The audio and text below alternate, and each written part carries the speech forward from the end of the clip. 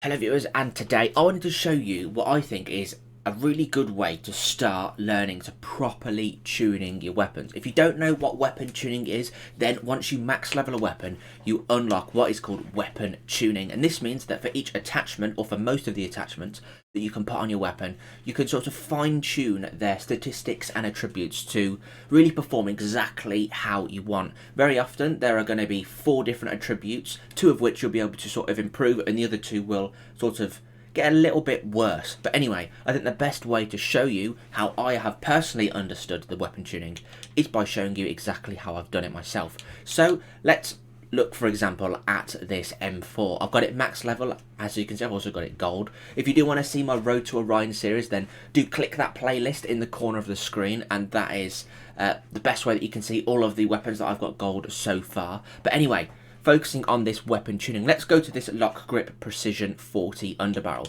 So if we go to tune, you can see I haven't really done much to... I'm just going to move this.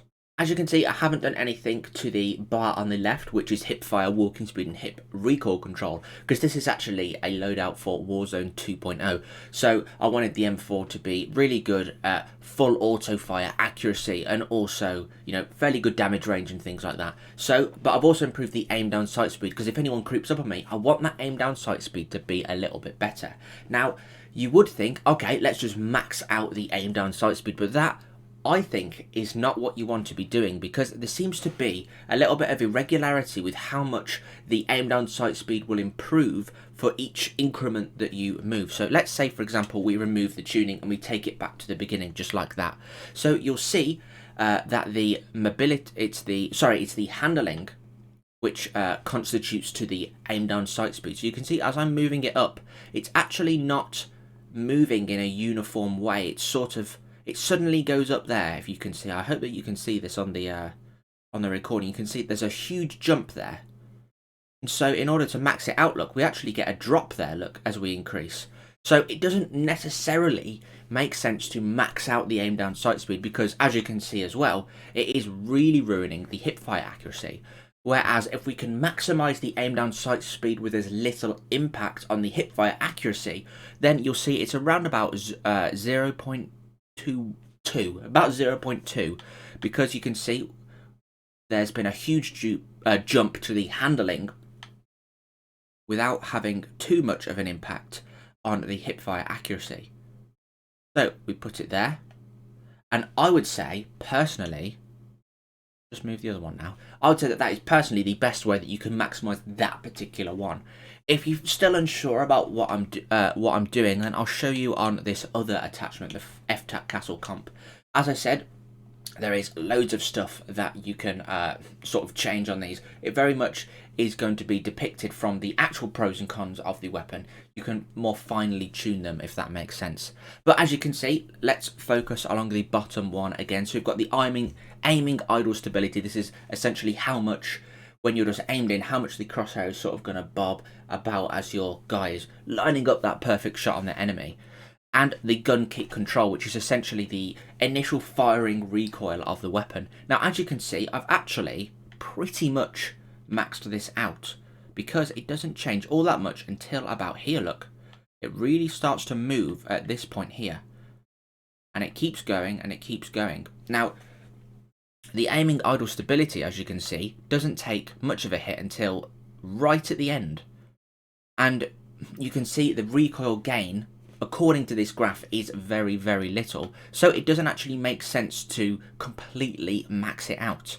What we want to do is we want to wait for this recoil part of the graph to sort of reach its peak, which is... a significant peak would be about here, I would say, because after this we're still gaining a bit of gun kick control, but it's definitely to the downside of the aiming idle stability. And if it's going to be all over the place, then the gun kick control simply isn't going to matter, because we're never going to be able to get a solid aim on the enemy. So you really do have to find that balance, and I think it's around there. Obviously you can play around with it as much as you like, jump into the firing range, see all kinds of different ways of doing it. Actually, we could do that now. Let's maximize the aiming stability, for example. Jump into the firing range. Is that going to work? Right, so now let's have a look at the this is the aiming idle stability. If we look at that character there, it's sort of just swaying from the width of the shoulder to the width of the shoulder, if you like. So if we go back into this, now if we go back into this and we change the gun kick control to, did I say it was about 1 point? Let's do 0.15. Now if we jump back into the firing range, you might see that the aiming stability is going to be slightly worse. As you can see, it's going way past the one shoulder. Not centered it properly. So it's gone way past the one shoulder. Yeah, it's definitely swaying to the left and the right a lot more, which is probably not great for this type of hybrid. And obviously, when you're looking at it like this, it seems even more sort of emphasized. But yeah, I hope that does make sense to you. And once you get using the gun and you really do get used to it, which is something you'll probably be doing when it comes to Warzone 2.0, you're going to start maining a weapon perhaps, especially if you do like to follow the meta from all of the huge YouTubers that be like, this is the gun you need to use, and then the next day it's a different gun. But anyway, you do need to get used to a gun, really, to understand the peculiarities of things just like the aiming idle stability, the gun kick control. I haven't even fired this gun yet, which I probably should do just to show you the difference. So we've got the regular kick. All 3 bullets hit. I aim center mass. And how far away is that guy? So that's pretty good, I'd say. But if we go back now, I'm curious if we move this, the gun kick control in the other direction, is it going to be a lot harder to use? It is definitely kicking up more. It's not too much of a difference, but as you can see, if you were to tune every single attachment, you're going to notice quite a significant difference in the overall performance of the weapon, depending on how you want it to perform.